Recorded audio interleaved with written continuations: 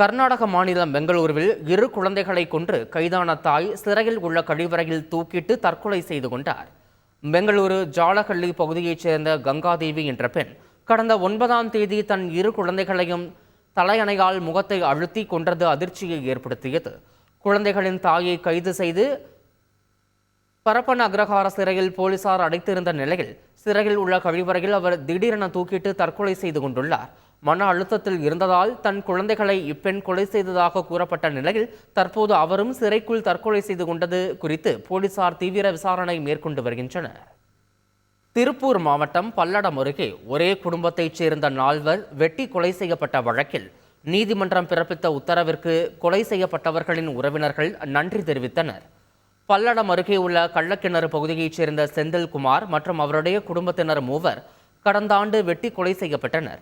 இந்த சம்பவத்தில் 5 போலீசார் கைது செய்த நிலையில் அவர்களை குண்டர் தடுப்புச் சட்டத்தின் கீழ் சிறையில் அடைத்தனர். இந்நிலையில் வழக்கு தொடர்பான விசாரணைக்கு 5 திருப்பூர் மாவட்ட முதன்மை நீதிமன்றத்தில் ஆஜர்படுத்தப்பட்டனர்.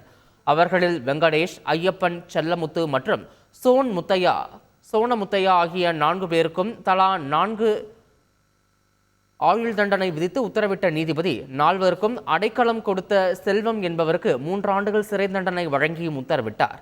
நீதித்துறையின் இந்த தீர்ப்பிற்கு நன்றி தெரிவித்த செந்தில்குமாரின் குடும்பத்தினர் உயிரிழந்த 4 ஆன்மாவும் சாந்தி அடைந்ததாக கூறி பேட்டியளித்தனர். எங்கள் வீட்டில் 4 பேர் இறந்துட்டாங்க. அப்போது நான் இறந்த ரத்தினம் அவங்களுடைய மருமகள். நாங்கள் இறந்தது எங்களால் அப்போ ஜீர்ணிச்சிக்கவே முடியல.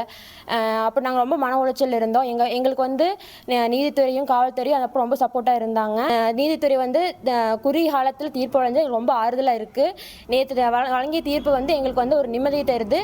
4 பேர் இறந்த அவங்களுக்கு ஒரு ஆத்மா சாந்தி ஒரு நம்பிக்கை எங்களுக்கு இருக்குங்க. செய்திகளை உடனுக்குடன் தெரிந்து கொள்ள உடனே சப்ஸ்கிரைப் பண்ணுங்க.